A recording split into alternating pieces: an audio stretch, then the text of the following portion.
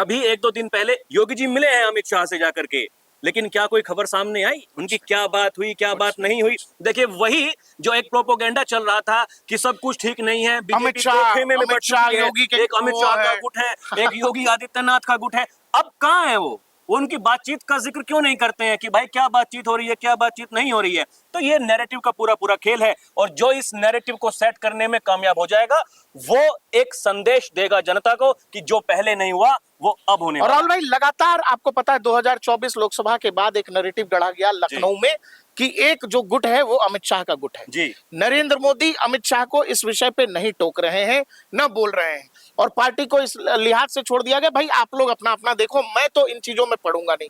और अमित शाह का जो वो कथित गुट है, बार बार अखबार या हमने देखा सोशल मीडिया पे खूब चल रहा था, बड़े-बड़े चैनल्स की डिबेट, बड़े-बड़े अखबारों की हेडलाइंस, वो गुट लखनऊ में योगी जी को परेशान कर रहा था और बताया गया कि नरेंद्र मोदी की तरफ से अमित शाह को बिल्कुल फ्री हैंड है।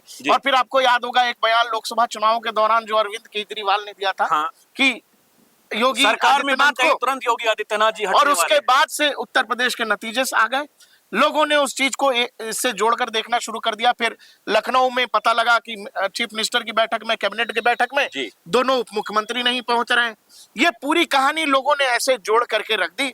उसके बाद पता है आपको, संघ की एंट्री होती है, बाकायदा मोहन भागवत योगी की मुलाकात होती है, संघ के बड़े पदाधिकारी केंद्रीय नेतृत्व से दिल्ली में मिलते हैं, योगी भी पहुंचते हैं, और सब कुछ अचानक सब कुछ ठीक हो जाता है। लोकसभा चुनाव के बाद जितनी बैठकें केंद्रीय नेतृत्व और केंद्र सरकार के जो मंत्री हैं, बड़े जो नेता हैं, उनके साथ में जितनी बैठकें संघ की हुई, उससे ज्यादा योगी आदित्यनाथ और उनके मंत्रिमंडल के साथ में हुई है। ये एक बड़ा संदेश है कि संघ का हाथ सीधे सीधे योगी आदित्यनाथ के ऊपर है कि ठीक है, आप स्टैंड लीजिए, हम आपके साथ हैं।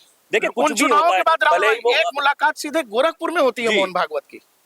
कोई भी चुनाव हो, देखिए चुनाव होने के, लोकसभा का चुनाव हुआ, उसके बाद में तमाम ऐसे कयास लगाए गए कि भाई एक तो केंद्र की सरकार नहीं चलने वाली है, राज्य की जो मुख्यमंत्री हैं योगी आदित्यनाथ वो हटने वाले हैं। क्या हुआ? और अब देखिए कुछ लोग, बहुत सारी बातें, अब ये जो शीतकालीन सत्र था, सरकार बिल लेकर के I one nation one election का, वो पहले से ही संभव था जेपीसी के पास में जाएगा। सरकार को ये पता था कि ये पास होने वाला नहीं है, ये पास होगा, उसके जेपीसी की जब रिपोर्ट आएगी उसके बाद में ये पास होगा। ऐसे ही वक्फ बोर्ड का जो बिल आया, उसको कानून बनाने के लिए अभी समय है, वहां भी जेपीसी बैठी है, ठीक है। तो एक संदेश है जनता के लिए, एक संदेश है जो बीजेपी के सपोर्टर हैं, जो बीजेपी को सपोर्ट करते हैं, कि देखिए हम ऐसा करने वाले हैं, वो भले ही होने में कुछ देरी हो सकती है लेकिन एक दिन होगा। राहुल ने बहुत महत्वपूर्ण बात की है, दर्शकों इस पर आप ध्यान देना।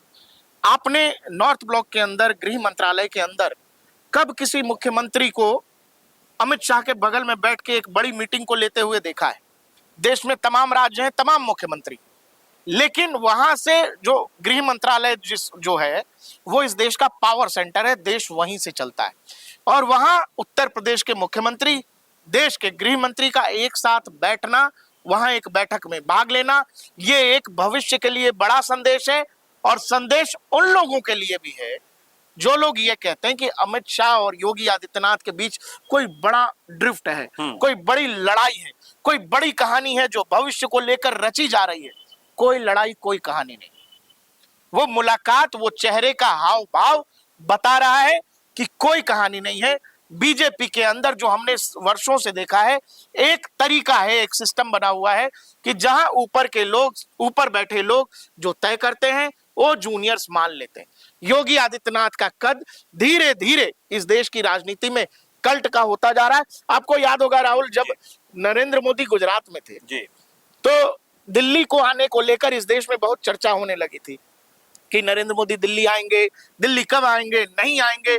नरेंद्र मोदी की बात इसलिए होती थी क्योंकि नरेंद्र मोदी का गुजरात मॉडल पूरे देश में हिट हो गया था। उसी तरीके से उत्तर प्रदेश का जो मॉडल है वो पूरे देश में हिट होता जा रहा है, और आम लोग बात कर रहे हैं, आम लोग बात कर रहे हैं कि योगी जी को दिल्ली आना चाहिए। अब सुगबुगाहट इतनी तेज हो चुकी है। देखिए वही 2004 में कांग्रेस यूपीए की सरकार बनी, 2009 में फिर से बनी।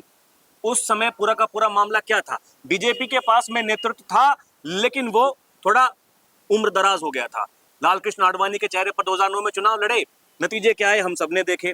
लेकिन 2014 में जब नरेंद्र मोदी के चेहरे पर चुनाव लड़ा गया तो पहली बार बीजेपी पूर्ण बहुमत की सरकार लेकर के आई। क्यों?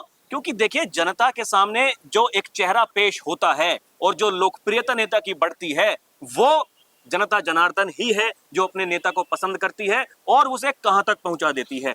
वही अब योगी आदित्यनाथ के लिए हमें दिख रहा है, हमें होता हुआ दिख रहा है। आम आदमी बात कर रहा है, गली बिल्कुल। चौराहे नुक्कड़ों पे बात कर रहा है कि योगी दिल्ली आना चाहिए। बिल्कुल, वो यही कहते हैं कि भाई अगर लोग पूछते हैं कि मोदी के बाद कौन, तो मोदी के बाद योगी।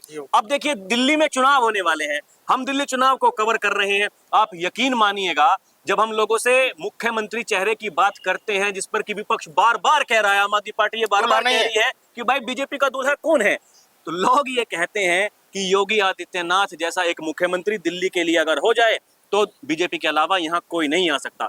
उससे पता पड़ता है कि एक नेता का कद कितना बड़ा हो चुका है। देखिए किसी भी पॉलिटिकल पार्टी में क्या हो रहा है क्या नहीं हो रहा है, ये कई बार जब राजनीति में चुनावी नतीजे आते हैं उसके बाद कई सुगबुगाहट होती है। हर आदमी अपना अपना आकलन करता है। उत्तर प्रदेश के नतीजों को, नंबर्स को, लोकसभा की बात कर रहा हूं, योगी आदित्यनाथ से जोड़ने की कोशिश की गई। अमित शाह और योगी के बीच एक दीवार खड़ी करने की कोशिश की गई और इसमें मीडिया का बहुत बड़ा वर्ग, सोशल मीडिया पर बहुत सारे लोग इस बात में खड़े रहे। लेकिन जो गृह मंत्रालय से तस्वीर आई है जिसका जिक्र राहुल कर रहे थे, वो तस्वीर इसलिए भी जरूरी है क्योंकि भविष्य में भारत को किस तरह की लीडरशिप मिलने जा रही है, बीजेपी को कैसी एक चीज लीडरशिप। और है प्रकाश, वो बात ये है कि अब देखिए ना, योगी तो बोले सबसे पहले आकर के कि भाई बटोगे तो कटोगे, ठीक। उसके बाद में महाराष्ट्र में चुनाव हुआ तो मोदी जी बोले एक है तो सेफ है, और जिस दिन महाराष्ट्र के नतीजे आए तब मोदी जी ने जब भाषण वो दे रहे थे तब उन्होंने ये कहा कि एक है तो सेफ है, पर लोगों ने डंके की चोट पर वोट दी है। हरियाणा में देखिए आप, तो वही यानी केंद्रीय नेतृत्व को भी अब जो योगी जी कह रहे हैं, देखिए भाई वो बड़े नेता है, विदेशी कूटनीति बहुत सारी ऐसी होती है जहां वो खुलकर नहीं बोल सकते हैं। अब वो बटोगे तो कटोगे तो नहीं कह सकते, लेकिन एक है तो सेफ है का मतलब क्या है, वही मतलब है, और उन्हें इस चीज का एहसास है। भाई जो बात योगी ने अनफिल्टर्ड, योगी जी के फिल्टर है नहीं जी, योगी जी जो बोलते हैं साफ बोलते हैं, उसको फिल्टर के साथ रिफाइन करके नरेंद्र मोदी ने कह दिया। आप देखो जो बीजेपी लोकसभा चुनावों के बाद राजस्थान, उत्तर प्रदेश, महाराष्ट्र जैसे राज्यों में लूज करती है, मैक्सिमम सीटें लूज करती है, वो बीजेपी अचानक जब योगी आदित्यनाथ कहते हैं बटेंगे तो कटेंगे, उस नारे से विपक्ष का जो नैरेटिव था, संविधान खतरे में, लोकतंत्र खतरे में, मोदी हिटलर है, सब कुछ खत्म हो जाएगा, नौकरी किसी के पास नहीं है, वो पूरा जो झूठा नैरेटिव था, एक नारे ने, योगी आदित्यनाथ के एक नारे ने सब कुछ पलट के रख दिया। और वो वहां से नैरेटिव ऐसा बदला, विपक्ष जवाब नहीं दे पाया, और वही नैरेटिव बीजेपी को हरियाणा में सत्ता में ले आया, महाराष्ट्र में सत्ता में ले आया, जम्मू कश्मीर में बीजेपी बेहतरीन स्थिति में रही, और उत्तर प्रदेश की 9 विधानसभा पे जो उपचुनाव हुआ, जम्मू और कश्मीर में रिजल्ट देखे ना आप, देखिए कश्मीर वैली ऐसी है वो जिंदगी में कभी बीजेपी को वोट नहीं देगी, वहां वोट लेने के लिए बीजेपी को बहुत काम करना पड़ेगा। लेकिन जम्मू में जिस तरीके से बीजेपी ने खुद को स्थापित किया वो वाकई में काबिले तारीफ था। वो ऐसा मैं इसलिए कह रहा हूं क्योंकि देखिए एक पूरे, क्योंकि राहुल एक चीज मैं बोल रहा हूं आपको, जब लोकसभा चुनाव के नतीजे आए तो जिस तरह का नतीजा था उसमें जो बीजेपी के समर्थक थे उनको ये लगा कि वो हार गए, और जो कांग्रेस समर्थक थे उनको लगा वो जीत गए, जबकि बीजेपी 240 थी, इतनी पूरे विपक्षी गठबंधन की सीटें नहीं और 99 थी कांग्रेस। उसमें भी देखिए विपक्षी गठबंधन की बात करते हैं, वो विपक्षी गठबंधन कहां था। आप देखिए बंगाल में कौन कैसे चुनाव लड़ा, केरला में राहुल गांधी के खिलाफ वामखेमे ने अपना प्रत्याशी घोषित कर दिया, ठीक है, पंजाब में आप अलग अलग चुनाव लड़ रहे हैं, उसके बाद में जो विधानसभा चुनाव हो रहे हैं तो गठबंधन दिल्ली में है लेकिन पंजाब में नहीं। अब जब क्योंकि आपको बीजेपी के खिलाफ दिखाना है तो वो इंडिया गठबंधन की सीटें आप पूरी जोड़ करके दिखाते हैं। हकीकत देखिए ना, हकीकत में क्या है, कांग्रेस और टीएमसी के प्रत्याशी आमने सामने खड़े हैं, उधर आप और कांग्रेस के प्रत्याशी आमने सामने खड़े हैं, उधर लेफ्ट फ्रंट और जो राइट यूडीएफ है जो कांग्रेस का फ्रंट माना जाता है वो आमने सामने खड़े हैं, तो कहां है गठबंधन। एकदम ठीक कह रहे हैं राहुल, मैं वही कह रहा था कि जिन लोगों को लगा था चुनाव नतीजों के बाद कि इनके बीच लड़ाई है, मोदी जी ने फ्री हैंड दे दिया अमित शाह को कि योगी को साफ करो, हटाओ, और तमाम तरह का नैरेटिव। एक तस्वीर जो गृह मंत्रालय से आई है, अमित शाह के साथ योगी आदित्यनाथ बैठे हैं, वो कहानी भविष्य की है।